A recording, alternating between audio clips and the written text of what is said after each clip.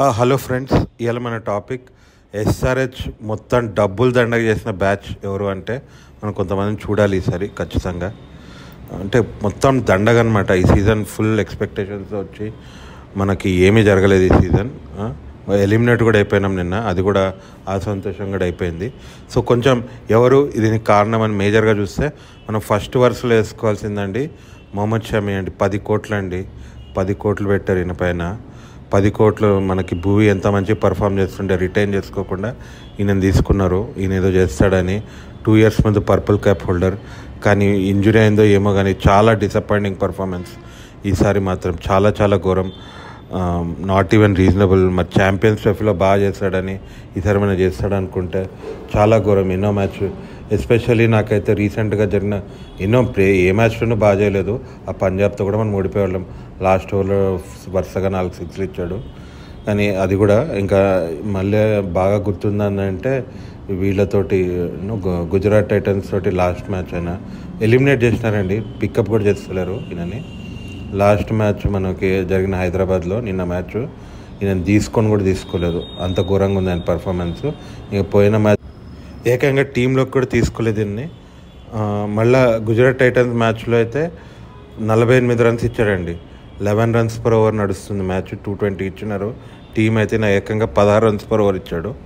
చాలా దారుణమైన పర్ఫార్మెన్స్ ఈయనది. నాకు తెలియదు ఎస్ఆర్హెచ్ వాళ్ళు మళ్ళీ రిటైన్ చేసుకోవాలో కూడా వద్దు. మరి ఇంజురీ నుంచి వస్తున్నాడు, కొంచెం అటు ఇటుగా ఉంది. కానీ మనకు మాత్రం ఈ సీజన్ ఖచ్చితంగా పర్ఫామ్ చేయలేదండి. ఈ నెక్స్ట్ వరుసలో చూస్తే డబ్బులు బాగా దండగా అంటే ఇతను ఇషాన్ కిషన్ అండి. 11.25 crores. అసలు అందరూ అసలు తీసుకున్నప్పుడు అబ్బో గొప్ప సెలెక్షన్, అబ్బా ఎంత సెలెక్షన్. మనకి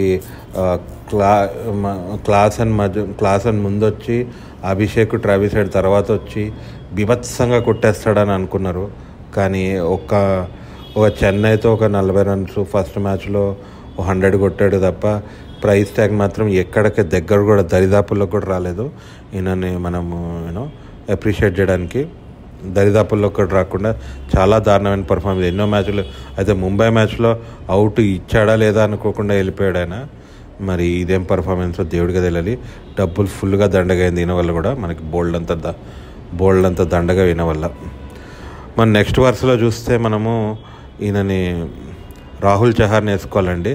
3.2 crores. ఇండియా ఆడాడు. ఈసారైనా మనకి లెగ్ స్పిన్ బాగుంటుందేమో ఈసారి మన టీము.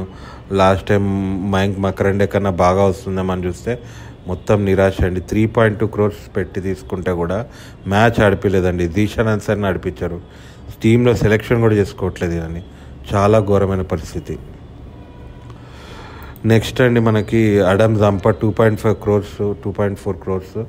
ఈయన కూడా ఒక మ్యాచ్ 2 మ్యాచ్లు సెలెక్ట్ చేశాడు. ఒక మ్యాచ్లో అయితే నాకు బాగా గుర్తు 60 runs ఇచ్చాడు 4 overs. ఆ తర్వాత నేను తీసుకోవడం కూడా మానేశారు. మరి ఏంటో మళ్ళీ ఇంటర్నేషనల్ పర్ఫార్మెన్స్ ఉండి ఏమైనా వస్తాడేమో తెలియదు. కానీ నాకు చాలా డౌట్ఫుల్. నాకైతే రాహుల్ చహార్ అయితే ఆల్మోస్ట్ షూర్ తీసుకొని రిటైన్ కూడా చేసుకోరు, నెక్స్ట్ సీజన్కి తీసేస్తారు. నాకు మరి ఈయన గురించి నాకు ఐడియా లేదు. ఇంటర్నేషనల్ ఎక్స్పీరియన్స్ ఉన్న ప్లేయర్ అయినప్పటికీ ఉంటుందో లేదో కొంచెం డౌట్ఫుల్. నెక్స్ట్ అండి సిమర్జిత్ సింగ్ 1.5 crores.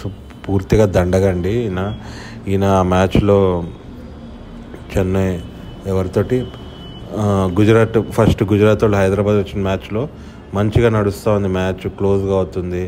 ఆల్రెడీ వాళ్ళు ఓపెనర్ అవుట్ అయ్యాడు. పెద్దగా రన్ రేట్ కూడా లేదు. 5 overs బాగానే ఉంటే ఈయన వచ్చండి 20 runs ఇచ్చాడండి. ఓవర్కి వచ్చేసి 20 runs ఇచ్చి ఆ టీంకి మొమెంటం ఇచ్చేసి మ్యాచ్ దరిదాపున అట్లా ఒక్కసారిగా మార్చి పడేస్తాడు. ఈయనకి ఒక పేస్ అంటే బండ పేస్ వేస్తాడు తప్ప కండిషన్స్లో స్లో బాల్స్ వేయాలా, డిక్కిన్ హార్డ్గా హిట్ చేయాలా, ఇంకేం లేదండి. ఒక వన్ ట్రిక్ ఉంది అంతే. ఈయనకి వేస్తూ ఉంటాడు, స్పీడ్గా వేస్తూ ఉంటాడు. వాళ్ళు అంతే స్పీడ్గా కొడతా ఉంటారు. డిండా అకాడమీ బ్రాండ్ అంబాసిడర్ అయిపోయాడు ఈయన మాత్రం మన దగ్గరకు వచ్చి. నెక్స్ట్ అండి 23 crores. ఇది అందరికి కొంచెం క్రిటికల్గా అనవచ్చు, కానీ 23 crores జస్టిఫై చేస్తున్నాడు అండి హైన్రిచ్ క్లాసన్ మనకి. కొంతమంది నాకు అడిగారు ఏంటబ్బా 23 crores ఎట్లా ఇంత ఎందుకు ఇచ్చారంటే, నేను లాస్ట్ టైం 5.5 crores కొన్నారు కాబట్టి అది ఏదో బ్యాలెన్స్ అని చెప్పారు. ఓకే, ఇవన్నీ ఓకే. నార్మల్లీ నేను 23 crores మనీ అని కాదు, కానీ ఈ ఒక్క మ్యాచ్ గెలిపించాడండి మనకి రన్ రేటు. ఫర్ ఎగ్జాంపుల్ నాకు 2 కేసెస్ నాకు బాగా గుర్తున్నాయి, మీకు చెప్తాను. 2 కేసెస్ ఏంటంటే మనకి కోల్కతాలో 10 runs per over 200 కొట్టారు వాళ్ళు. 200 టార్గెట్. ఈయన స్పిన్ కొట్టగలడు. నారాయణను 2 6లు కూడా కొట్టాడు, సునీల్ నారాయణ. కానీ లాస్ట్ వరకు ఉండి గెలిపించాడండి. ఇంకో మ్యాచ్, మొన్న మ్యాచ్ గుజరాత్ టైటన్స్ 220 225 టార్గెట్ ఉంది. ఆ పాపం అభిషేక్ కొడుతూనే ఉన్నాడు ఆయన సెకండ్. కొంచెమైనా సహకరించి ఈయన కూడా కొన్ని 6లు కొట్టి లాస్ట్ వరకు అయినా తీసుకెళ్ళాడా? కనీసం గెలిపించాలి. ఇలాంటి ప్రైస్ ట్యాగ్ ఉన్న వాళ్ళు గెలిపించడమే కాకపోగా దగ్గర కూడా తీసుకెళ్ళదు. ఇది నాకు తెలిసి అన్పాపులర్ చాయిసే, కానీ ఈ ఇయర్ మాత్రం I don't think it was great. Okay, fear factor Hyderabad అంటే ఉంటుంది, కానీ ఇలా ఉంటే నాకు తెలియదండి ఎన్ని రోజులు ఉంటుంది ఫియర్ ఫ్యాక్టర్ అనేది. ఈయన స్పేస్ బౌలర్స్ని కొట్టట్లేదు, స్పిన్నర్స్ని కొంచెం కొడుతున్నాడు. కానీ ఈసారి ఒక 60 వచ్చి ఒక పరుగు ఘోరంగా మనం ముంబైతో ఓడిపోవాల్సింది. 16 overs వరకు వచ్చింది ఆ మ్యాచ్. 140 కొట్టాం ఈయన చలవ వల్ల. కానీ నార్మల్గా అయితే పెద్ద పర్ఫార్మెన్సెస్ ఏం లేవు ఈ సీజన్లో. Doubtful really. సో ఇదండి మన వీడియో. వీలే కాదు, మిగతా వాళ్ళు మన అభిషేక్ శర్మ కొన్ని మ్యాచెస్ ఆడిన ఫుల్ పర్ఫార్మెన్స్ రాలేదు. హెడ్ కూడా 1-2 మ్యాచ్లు అటు ఇటు. నితీష్ రెడ్డి కూడా అసలు అన్క్యారెక్టర్ స్టీడెన్ స్టార్టింగ్లో అయితే అంతగా గొప్పగా ఏం ఆడలేదు. సో వీళ్ళందరినీ మనం ఏమి ఇది చేయకూడదు, కానీ వీళ్ళైతే డైరెక్ట్గా ఇక డబ్బులు దండగా అనిపించిన బ్యాచ్ అయితే వీళ్ళు. అదనమాట. థ్యాంక్స్ అండి. Thank you. Please like, share and subscribe. Thank you.